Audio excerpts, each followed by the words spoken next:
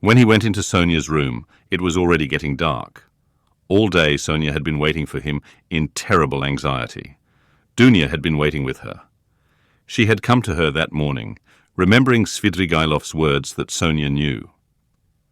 We will not describe the conversation and tears of the two girls and how friendly they became. Dunya gained one comfort at least from that interview, that her brother would not be alone. He had gone to her, Sonia, first with his confession. He had gone to her for human fellowship when he needed it. She would go with him, wherever fate might send him. Dunya did not ask, but she knew it was so. She looked at Sonia almost with reverence, and at first almost embarrassed her by it. Sonia was almost on the point of tears. She felt herself, on the contrary, hardly worthy to look at Dunya. Dunya's gracious image, when she had bowed to her so attentively and respectfully at their first meeting in Raskolnikov's room, had remained in her mind as one of the fairest visions of her life. Dunya at last became impatient, and leaving Sonia, went to her brother's room to await him there. She kept thinking that he would come there first. When she had gone, Sonia began to be tortured by the dread of his committing suicide, and Dunya too feared it. But they had spent the day trying to persuade each other that that could not be, and both were less anxious while they were together. As soon as they parted, each thought of nothing else. Sonia remembered how Svidrigailov had said to her the day before that Raskolnikov had two alternatives, Siberia or... Besides, she knew his vanity, his pride, and his lack of faith. Is it possible that he has nothing but cowardice and fear of death to make him live? She thought at last in despair. Meanwhile, the sun was setting. Sonia was standing in dejection, looking intently out of the window, but from it she could see nothing but the unwhitewashed blank wall of the next house. At last, when she began to feel sure of his death, he walked into the room.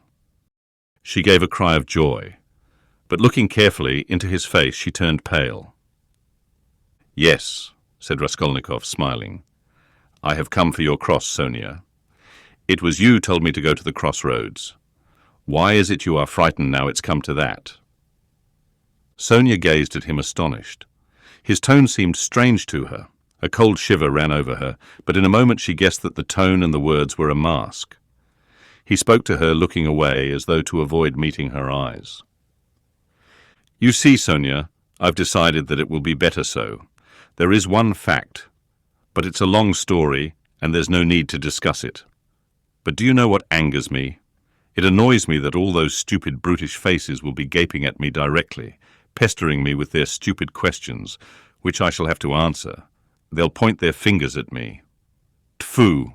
You know I am not going to Porfiry. I am sick of him.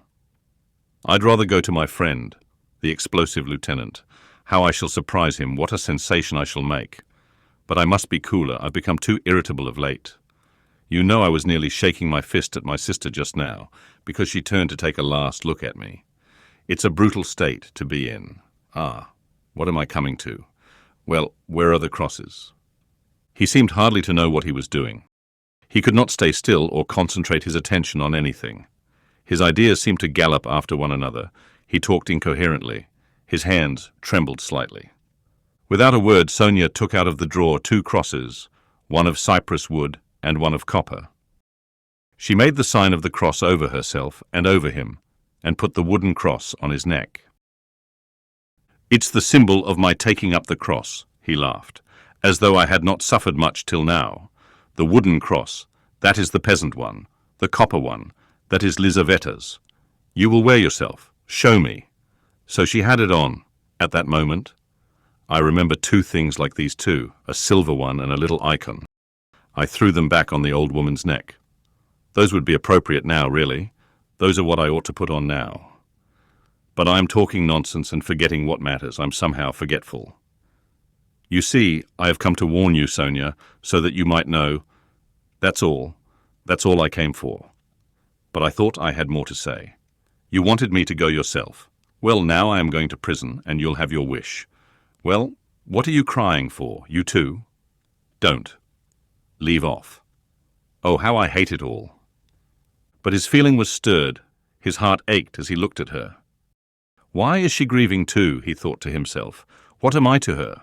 Why does she weep? Why is she looking after me like my mother or Dunya? She'll be my nurse. Cross yourself, say at least one prayer, Sonia begged in a timid, broken voice. Oh, certainly, as much as you like. And sincerely, Sonia, sincerely. But he wanted to say something quite different. He crossed himself several times. Sonia took up her shawl and put it over her head. It was the green drap de dame shawl of which Marmeladov had spoken, the family shawl. Raskolnikov thought of that looking at it, but he did not ask. He began to feel himself that he was certainly forgetting things and was disgustingly agitated. He was frightened at this. He was suddenly struck too by the thought that Sonia meant to go with him. "What are you doing? Where are you going? Stay here, stay! I'll go alone!" he cried in cowardly vexation, and almost resentful, he moved towards the door. "What's the use of going in procession?" he muttered, going out. Sonia remained standing in the middle of the room.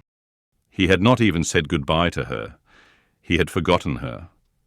A poignant and rebellious doubt surged in his heart. Was it right? Was it right, all this? He thought again as he went down the stairs. Couldn't he stop and retract it all, and not go? But still he went. He felt suddenly, once for all, that he mustn't ask himself questions. As he turned into the street, he remembered that he had not said goodbye to Sonia, that he had left her in the middle of the room in her green shawl, not daring to stir after he had shouted at her. And he stopped short for a moment. At the same instant, another thought dawned upon him, as though it had been lying in wait to strike him then. Why, with what object did I go to her just now? I told her, on business. On what business? I had no sort of business. To tell her I was going, but where was the need? Do I love her? No, no. I drove her away just now like a dog. Did I want her crosses? Oh, how low I've sunk. No, I wanted her tears. I wanted to see her terror, to see how her heart ached. I had to have something to cling to, something to delay me, some friendly face to see. And I dared to believe in myself, to dream of what I would do. I'm a beggarly, contemptible wretch. Contemptible. He walked along the canal bank, and he had not much further to go. But on reaching the bridge he stopped, and turning out of his way along it went to the Haymarket. He looked eagerly to right and left, gazed intently at every object, and could not fix his attention on anything. Everything slipped away. In another week, another month, I shall be driven in a prison van over this bridge. How shall I look at the canal then? I should like to remember this. Slipped into his mind. Look at this sign. How shall I read those letters then? It's written here, Campany. That's a thing to remember, that letter A, and to look at it again in a month. How shall I look at it then? What shall I be feeling and thinking then? How trivial it all must be, what I am fretting about now. Of course it must all be interesting, in its way. Ha, ha, ha. What am I thinking about? I'm becoming a baby. I'm showing off to myself. Why am I ashamed? Phoo! How people shove. That fat man, a German he must be, who pushed against me, does he know whom he pushed? There's a peasant woman with a baby, begging. It's curious that she thinks me happier than she is. I might give her something, for the incongruity of it. Here's a 5-kopeck piece left in my pocket. Where did I get it? Here, here. Take it, my good woman. God bless you, the beggar chanted in a lachrymose voice. He went into the Haymarket. It was distasteful, very distasteful to be in a crowd, but he walked just where he saw most people. He would have given anything in the world to be alone, but he knew himself that he would not have remained alone for a moment. There was a man drunk and disorderly in the crowd. He kept trying to dance and falling down. There was a ring round him. Raskolnikov squeezed his way through the crowd, stared for some minutes at the drunken man, and suddenly gave a short, jerky laugh. A minute later he had forgotten him and did not see him, though he still stared. He moved away at last, not remembering where he was.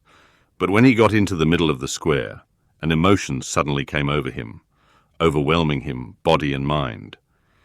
He suddenly recalled Sonia's words, "Go to the crossroads, bow down to the people, kiss the earth, for you have sinned against it too, and say aloud to the whole world, "I am a murderer." He trembled, remembering that. And the hopeless misery and anxiety of all that time, especially of the last hours, had weighed so heavily upon him that he positively clutched at the chance of this new, unmixed, complete sensation. It came over him like a fit. It was like a single spark kindled in his soul and spreading fire through him. Everything in him softened at once, and the tears started into his eyes. He fell to the earth on the spot. He knelt down in the middle of the square, bowed down to the earth, and kissed that filthy earth with bliss and rapture. He got up and bowed down a second time. "He's boozed," a youth near him observed. There was a roar of laughter. "He's going to Jerusalem, brothers, and saying goodbye to his children and his country. He's bowing down to all the world, and kissing the great city of St. Petersburg and its pavement," added a workman who was a little drunk. "Quite a young man, too," observed a third. "And a gentleman," someone observed soberly. There's no knowing who's a gentleman and who isn't nowadays. These exclamations and remarks checked Raskolnikov, and the words, "I am a murderer," which were perhaps on the point of dropping from his lips, died away. He bore these remarks quietly, however, and without looking round, he turned down a street leading to the police office. He had a glimpse of something on the way, which did not surprise him. He had felt that it must be so. The second time he bowed down in the Haymarket he saw, standing 50 paces from him on the left, Sonia. She was hiding from him behind one of the wooden shanties in the marketplace. She had followed him then on his painful way. Raskolnikov at that moment felt and knew once, for all that Sonia was with him forever, and would follow him to the ends of the earth, wherever fate might take him. It wrung his heart, but he was just reaching the fatal place. He went into the yard fairly resolutely. He had to mount to the third story. "I shall be some time going up," he thought.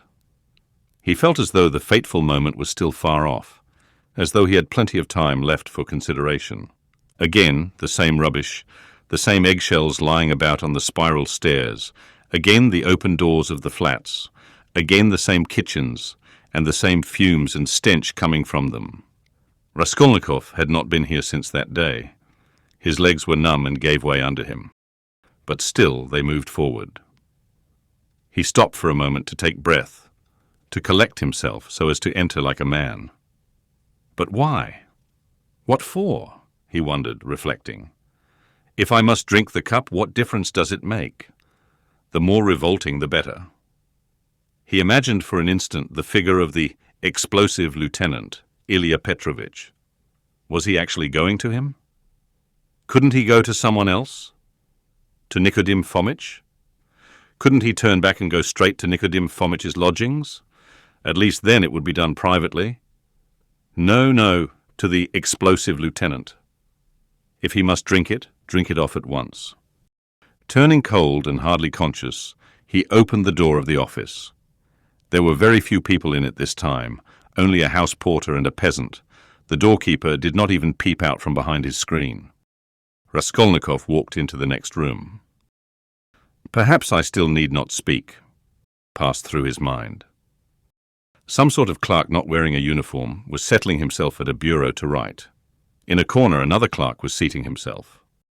Zametov was not there, nor, of course, Nikodim Fomitch. "No one in?" Raskolnikov asked, addressing the person at the bureau. "Whom do you want?" Ah. Not a sound was heard, not a sight was seen, but I scent the Russian. How does it go on in the fairy tale? I've forgotten. "At your service," a familiar voice cried suddenly. Raskolnikov shuddered. The explosive lieutenant stood before him. He had just come in from the third room. It is the hand of fate, thought Raskolnikov. Why is he here? "You've come to see us. What about?" cried Ilya Petrovitch. He was obviously in an exceedingly good humour and perhaps a trifle exhilarated. "If it's on business, you are rather early. It's only a chance that I am here. However, I'll do what I can. I must admit, What is it? What is it?" Excuse me. Raskolnikov. Of course, Raskolnikov. You didn't imagine I'd forgotten. Don't think I am like that. Rodionovich. That's it, isn't it? Rodion Romanovich. Yes, of course, Rodion Romanovich. I was just getting at it. I made many inquiries about you. I assure you, I've been genuinely grieved since I behaved like that. It was explained to me afterwards that you were a literary man, and a learned one too, and so to say the first steps, mercy on us. What literary or scientific man does not begin by some originality of conduct? My wife and I have the greatest respect for literature. In my wife, it's a genuine passion, literature and art. If only a man is a gentleman, all the rest can be gained by talents, learning, good sense, genius. As for a hat, well, what does a hat matter? I can buy a hat as easily as I can a bun, but what's under the hat, what the hat covers? I can't buy that. I was even meaning to come and apologize to you, but thought maybe you'd... But I'm forgetting to ask you, is there anything you want, really? I hear your family have come. Yes, my mother and sister. I've even had the honor and happiness of meeting your sister, a highly cultivated and charming person. I confess I was sorry I got so hot with you. There it is. But as for my looking suspiciously at your fainting fit, that affair has been cleared up splendidly. Bigotry and fanaticism. I understand your indignation. Perhaps you are changing your lodging on account of your family's arriving? No, I only looked in. I came to ask. I thought that I should find Zametov here. Oh, yes. Of course, you've made friends, I heard. Well, no, Zametov is not here. Yes, we've lost Zametov. He's not been here since yesterday. He quarrelled with everyone on leaving, in the rudest way. He is a feather-headed youngster, that's all. One might have expected something from him, but there, you know what they are brilliant young men. He wanted to go in for some examination, but it's only to talk and boast about it. It will go no further than that. Of course, it's a very different matter with you or Mr. Razumihin there, your friend. Your career is an intellectual one, and you won't be deterred by failure. For you, one may say, all the attractions of life nihil est. You are an ascetic, a monk, a hermit. A book, a pen behind your ear, a learned research. That's where your spirit soars. I am the same way myself. Have you read Livingstone's Travels? No. Oh, I have. There are a great many nihilists about nowadays, you know, and indeed it is not to be wondered at. What sort of days are they? I ask you. But we thought... You are not a nihilist, of course. Answer me openly. Openly. No. Believe me, you can speak openly to me as you would to yourself. Official duty is one thing, but you are thinking I meant to say friendship is quite another? No, you're wrong. It's not friendship, but the feeling of a man and a citizen, the feeling of humanity and of love for the Almighty. I may be an official, but I'm always bound to feel myself a man and a citizen. You were asking about Zametov. Zametov will make a scandal in the French style in a house of bad reputation, over a glass of champagne. That's all your Zametov is good for. While I'm perhaps, so to speak, burning with devotion and lofty feelings, and besides, I have rank, consequence, a post. I am married and have children. I fulfill the duties of a man and a citizen. But who is he, may I ask? I appeal to you as a man ennobled by education. Then these midwives, too, have become extraordinarily numerous. Raskolnikov raised his eyebrows inquiringly. The words of Ilya Petrovitch, who had obviously been dining, were for the most part a stream of empty sounds for him. But some of them he understood. He looked at him inquiringly, not knowing how it would end. I mean those crop-headed wenches, the talkative Ilya Petrovitch continued. Midwives is my name for them. I think it a very satisfactory one, ha-ha. They go to the academy, study anatomy. If I fall ill, am I to send for a young lady to treat me? What do you say? Ha-ha. Ilya Petrovitch laughed, quite pleased with his own wit. It's an immoderate zeal for education, but once you're educated, that's enough. Why abuse it? Why insult honourable people? as that scoundrel Zamatov does. Why did he insult me, I ask you? Look at these suicides too. How common they are you can't fancy. People spend their last halfpenny and kill themselves, boys and girls and old people. Only this morning we heard about a gentleman who had just come to town. Neil Pavlich, I say. What was the name of that gentleman who shot himself? Svidrigailov, someone answered from the other room, with drowsy listlessness. Raskolnikov started. Svidrigailov! Svidrigailov has shot himself, he cried. What do you know, Svidrigailov? Yes, I knew him. He hadn't been here long. Yes, that's so. He had lost his wife, was a man of reckless habits, and all of a sudden shot himself, and in such a shocking way. He left in his notebook a few words, that he dies in full possession of his faculties, and that no one is to blame for his death. He had money, they say. How did you come to know him? I was acquainted. My sister was governess in his family. Bah. Then no doubt you can tell us something about him. You had no suspicion? I saw him yesterday. He was drinking wine. I knew nothing. Raskolnikov felt as though something had fallen on him and was stifling him. You've turned pale again. It's so stuffy here. Yes, I must go, muttered Raskolnikov. Excuse my troubling you. Oh, not at all, as often as you like. It's a pleasure to see you, and I am glad to say so. Ilya Petrovitch held out his hand. I came to see Zamatov. I understand, and it's a pleasure to see you. I am very glad. Goodbye, Raskolnikov smiled. He went out. He reeled. He was overtaken with giddiness and did not know what he was doing. He began going down the stairs, supporting himself with his right hand against the wall. He fancied that a porter pushed past him on his way upstairs to the police office, that a dog in the lower story kept up a shrill barking, and that a woman flung a rolling pin at it and shouted. He went down and out into the yard. There, not far from the entrance, stood Sonia, pale and horror-stricken. She looked wildly at him. He stood still before her. There was a look of poignant agony, of despair in her face. She clasped her hands. His lips worked in an ugly, meaningless smile. He stood still a minute, grinned, and went back to the police office. Ilya Petrovitch had sat down and was rummaging among some papers. Before him stood the same peasant who had pushed by on the stairs. "Hello! Back again! Have you left something behind? What's the matter?" Raskolnikov, with white lips and staring eyes, came slowly nearer. He walked right to the table, leaned his hand on it, tried to say something, but could not. Only incoherent sounds were audible. "You are feeling ill, a chair. Here, sit down. Some water." Raskolnikov dropped onto a chair, but he kept his eyes fixed on the face of Ilya Petrovitch, which expressed unpleasant surprise. Both looked at one another for a minute and waited. Water was brought. "It was I," began Raskolnikov. "Drink some water." Raskolnikov refused the water with his hand, and softly and brokenly, but distinctly said, I killed the old pawnbroker woman and her sister Lizaveta with an axe and robbed them." Ilya Petrovitch opened his mouth.